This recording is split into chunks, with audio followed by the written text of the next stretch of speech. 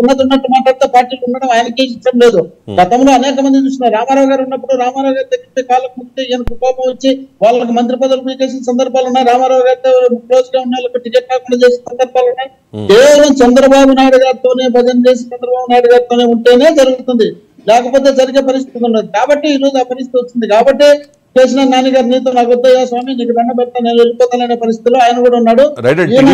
టీడీపీలో చంద్రబాబు నాయుడు గారు భజన చేయలేకపోయారు, మరి వైసీపీలోకి పిలుచుకుంటే చేస్తారా లేదా అని తేలుతుంది కదా. ఎందుకంటే మాకు భజన కదా పని చేసే వాళ్ళు ఇంపార్టెంట్, మాకు భజన ఇంపార్టెంట్ కాదు, పని చేసే వాళ్ళు ఇంపార్టెంట్. పని చేసే వాళ్ళు కావాలా వచ్చేటంటే ఎవరినైనా స్వాగతిస్తాం, మేము వద్దని చెప్పడం లేదు. కానీ మేము టికెట్ ఇస్తామని ఎవరికి ఇంతవరకు మేము కన్ఫర్మ్ చేసి చెప్పలే. రాయుడు గురించి కూడా ఇంతవరకు మన ఛానల్లో వచ్చింది, రాయుడు రిజైన్ చేసినట్టు వెళ్ళిపోతున్నారు టికెట్ ఇవ్వని అని. మేము అంబటి రాయుడు గారు వచ్చినారు చేరినారు, తర్వాత ఇప్పుడైతే వాళ్ళ పిఏకి నేనే ఫోన్ చేసిన, అన్నా అది ఇంకా పూర్తి కాదన్నా, అదేదో పేరుకున్నట్టు మాట్లాడతామన్నా, నేను సార్ దగ్గరనే ఉన్నా అని చెప్పినాడు. సరే ఒకవేళ పోయినా కూడా మేము పోతాడా ఉంటాడా అనేది కాదు, మేము టికెట్ ఇస్తామని మేము చెప్పలే, ఊహాగానాలు మాత్రం. ఎందుకంటే కాపు సామాజిక వర్గానికి సంబంధించిన వ్యక్తి, ఇతనికి ఖచ్చితంగా ఎక్కడన్నా టికెట్ ఇస్తారేమని చెప్పే పరిస్థితులు కల్పించినారు. అదేవిధంగా నా దగ్గరికి వచ్చినాడు, అనంతపురం జిల్లా గ్రంథాలయంలో కూడా రాయుడు గారు వచ్చిపోయినారు ఇక్కడికి. అంటే ఆయన రాష్ట్రం అంతా తిరుగుతున్నాడు. ఆ తిరిగేటప్పుడు ఏమనుకుంటారంటే ఖచ్చితంగా ఏదో పార్టీలో టికెట్ తీసుకొని పోటీ చేయడానికి రాయుడు గారు ఉన్నారు కాబట్టి ఈ విధమైన పరిస్థితి ఉంటుందని అట్లా ఊహాజనితంగా జరిగింది. తర్వాత అది ఉంటాడా పోతాడా అనేది ఆయన ఇష్టం, అది మనమే బలవంతం చేసి పిలుచుకోలేదు, బలవంతంగా పొమ్మనేది ఉండదు. కాబట్టి ఈ విధమైనటువంటి అభిప్రాయాలు వాళ్ళు వ్యక్తం చేసుకోవాల్సిందే తప్ప మనం for your kind information Mohan Reddy గారు, ఇట్స్ నాట్ ఫేక్. నేను జస్ట్ క్రాస్ చెక్ చేశాను ఎందుకన్నా మంచిదని. It's real post by Ambati Rayudu. This is to inform everyone that I have decided to quit the YSR Congress party and stay out of politics for a little while. Further action will be conveyed in due course of time. పట్టుమని 10 రోజులు అవ్వలేదు ఒక party, ఒక పట్టుమని 10 రోజులు అవ్వలేదు మీ పార్టీలో జగన్మోహన్ రెడ్డి గారి సమక్షంలో జాయిన్ అయిన ఒక క్రికెటర్, మంచి పేరున్న, అంతర్జాతీయంగా మంచి పేరున్న క్రికెటర్, ఒక బలమైన సామాజిక వర్గానికి చెందిన ఒక యువకుడు, అలాంటి వ్యక్తి వస్తే మీరు కనీసం పట్టుమని 10 రోజులు కూడా నిలుపుకోలేదు అంటే ఆయన తప్పు ఉందో లేదని తర్వాత మాట్లాడదాం. ఆయన ఫోన్ ఇన్లోకి తీసుకోవడానికి ట్రై చేస్తున్నాను, కరెక్ట్ అవ్వట్లేదు. బట్ మీరు నిలుపుకోలేదు కదా, మీరు నిలుపుకోలేకపోయారు కదా. మీకు చూడ ఆయనను మేమైతే పిలుచుకునేది కాదు, ఆయనంతటా ఆయనే ముందే ఆయన జగన్మోహన్ రెడ్డి గారిని పొగుడుతూ మాట్లాడడం జరిగింది. తర్వాత పార్టీలో చేరడం జరిగింది. పార్టీలో చేరిన తర్వాత అరే ఆయన ఏదైనా ఆశించినాడేమో, ఆశించింది అది అందకపోవచ్చునేమో, దానికి మేమేం చేయలేం కదా. ఏదైనా ఒక టికెట్ ఒకవేళ గుంటూరు అడిగితే ఆడ కాపులు తక్కువ ఉండి కమ్మాస్ ఎక్కువ ఉండొచ్చు, కమ్మాస్ ఎక్కువ ఉండి రెడ్డిస్ ఎక్కువ ఉండొచ్చు. ఇంతకుముందు రెడ్డికి ఇచ్చినారు, వాళ్ళు కమ్మకి టీడీపీ వాళ్ళు కమ్మకి ఇచ్చినారు. ఈ ఈక్వేషన్ లో అక్కడ ఏమైనా ఈదని పరిస్థితి ఉంటే నాకు ఇదే కావాలనే ఆలోచన ఆయన మనసులో ఉంటే ఒకవేళ అట్లా ట్రాప్ అయినాడేమో, దాన్ని మనమే చెప్పలేం కదా. పోతామనే వాళ్ళని మనం బంగపై పట్టుకోలేం కదా. కోరు కదండి, ఏదో చిన్న హింట్ ఇచ్చే కదా పోతారు. జగన్మోహన్ రెడ్డి గారికి ఇవ్వకపోవచ్చు, సజ్జల రామకృష్ణారెడ్డి గారికో విజయసాయి రెడ్డి గారికో, ఆ చివరికి గుంటూరు మేయర్ కావటి మనోహర్ నాయుడుకో ఏదో చిన్న హింట్ ఇస్తారు కదా. మనోహర్ నాయుడు అంబటి రాయుడు మంచి ఫ్రెండ్స్, ఐ నో. అదే నేను చెప్పా, ఈ విధమైనటువంటి అభిప్రాయం ఉంటే వెళ్ళిపోవచ్చు కదా అంటున్నాను నేను. ఆ విధంగా ఆలోచన చేసి ఆ ఆలోచన తగ్గట్టు రానప్పుడు వెళ్ళిపోవచ్చు కదా. దాన్ని మనం వేరే రకంగా అనుకోవాల్సిన అవసరం లేదు కదా. వాళ్ళు అలా కాదు, ఇప్పుడు మీరు అనుకోవాల్సిన అవసరం లేదని కాదు.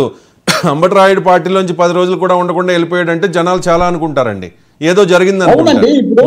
ఇప్పుడు జనాలు ఇంకో రకంగా కూడా అనుకోవచ్చు కదా. 10 రోజుల్లో వచ్చి 10 రోజుల్లో 10 రోజుల కన్నా ముందు ఆయన ట్వీట్ చేసినాడు, జగన్మోహన్ రెడ్డి గారి పరిపాలన బాగుంది, జగన్మోహన్ రెడ్డి గారు సమర్థవంతమైన నాయకుడు అని చెప్పి ఆయనే చేసినాడు, ఆయనే చెప్పినాడు. ఆయన చెప్పిన తర్వాత ఆయనే వచ్చి పార్టీలో చేరినాడు, ఆయన పార్టీలో చేరి ఆయన 10 రోజులు పెడితే జనం ఆయన అనుకుంటారా? ఆయన అనుకుంటారండి.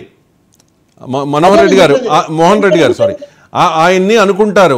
ఆయన్ని అనుకోవడంతో పాటుగా మీ పార్టీని కూడా అనుకుంటారు. అది చెప్తున్నాను నేను. మా పార్టీకి సంబంధం లేదు, ఆయన వెళ్ళిపోయాడు అంతా ఆయన్నే అనుకుంటారు, ఆయనకే బ్లేము, ఆయనకే అవమానం. అది కాదండి, మీ పార్టీలో ఎమ్మెల్యేకి వెళ్ళిపోయాడు అని చెప్పి మీ పార్టీని కూడా అనుకుంటారు కాబట్టి. రైట్, ఒక నిమిషం ఒకటి ఆలోచించండి, మీరు ఒకటి ఆలోచించండి. ఎందుకంటే మాట్లాడేటప్పుడు మనమే మాట్లాడచ్చు, తప్పు కాదు.